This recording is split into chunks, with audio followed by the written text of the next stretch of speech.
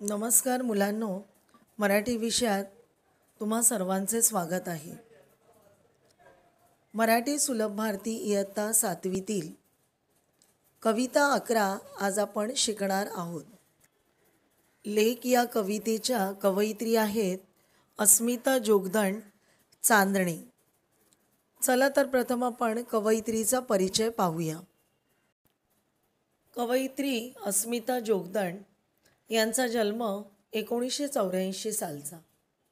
अस्मिता, स्वाक्षरी, वेदनांचे भार, वलय, भूमी, माय मातीचं लिंपण, काट्यातून उडती पंख हे कविता संग्रह त्यांचे प्रसिद्ध आहेत. लेक घरात वावरते तेव्हा सगळे घर हसरे, प्रसन्न व बोलके होते. तिच्या हसण्या रुसण्याने घराला घरपण राहते. लेकीच्या निरागसपणाचे सुंदर वर्णन या प्रस्तुत कवितेत कवयित्रीने केलेले आहे. मुलगा मुलगी असा भेदभाव न करता मुलगी ही सुद्धा घरातील एक महत्त्वाची आणि सन्माननीय व्यक्ती आहे. तिच्या घरात असण्यानेच घराला आनंद होतो, ही शिकवण या कवितेतून कवयित्रीने देण्याचा प्रयत्न केलेला आहे.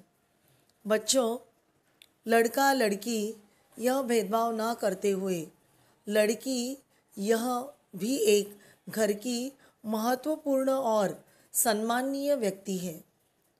उसके रहने से ही घर में खुशियाँ आती है और यह सब कवयित्री ने अपनी कविता में बताया है.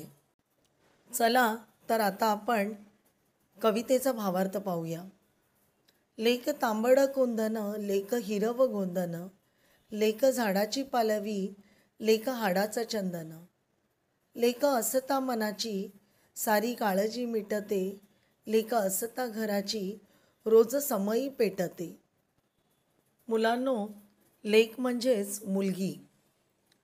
मुलगी घरात असते किती आनंददायी असते हे सांगताना कवयित्री म्हणतात की माझी मुलगी म्हणजे जणू तांबडे रत्न आहे. कुंदन म्हणजेच रत्न, लाल रंगाचे रत्न आहे. म्हणजे माझी मुलगी ही रत्नासारखी, खड्यासारखी आहे. माझी लेक म्हणजे कायम लखाकणारे हिरवे गोंधन आहे. गोंधन म्हणजे अंगावर कायमची गोंदलेली खून. माझी मुलगी हे लखाकणारं हिरवे गोंधन आहे. तर कधी माझी मुलगी ही झाडाला फुटलेली पालवी आहे. ती स्वभावानुसार घरासाठी झिजणारे सुगंधित चंदन आहे. कवयित्रीची मुलगी कवयित्रीच्या मनात सतत असते, तेव्हा तिची सगळी चिंता मिटते. ती जेव्हा घरात असते तेव्हा समईची ज्योत तेवत राहते आणि घरभर जसा प्रकाश पडतो तसं मुलगी घरात असल्यानंतर घर प्रसन्न राहते. बच्चों, कवयित्री की लड़की उनके लिए एक लाल रत्न की तरह, यानी लाल चमकने वाले खड़े की तरह है. पेड़ों में जैसे छोटे छोटे पत्ते निकलते हैं, वैसे उनकी लड़की एक पालवी की तरह है और वो एक सुगंधित चंदन है जो दूसरे को खुशबू देने के लिए खुद मेहनत करता है. लड़की जब उनके मन में रहती है तब उनकी सारी चिंताएं दूर होती हैं और जब वो घर में रहती है तब जैसे दिया जैसे जलता रहता है और उसका प्रकाश घर में पड़ता है, उसी प्रकार लड़की घर में रहती है तो घर प्रसन्न रहता है. लेक नसता घरात आस लागते उरास, वेळ जागीच थांबते आणि मनही उदास. अशी चिमणी बोलकी साऱ्या घरात हसते, थोडे रागावले तर मग रुसून बसते. कवयित्रीची मुलगी जेव्हा घरात नसते तेव्हा कवयित्रीच्या मनाला एक तिची ओढ लागते. वेळ थांबल्यासारखी स्तब्ध होते आणि मन उदास होऊन जाते. तिच्या विना घरात वेळच जात नाही.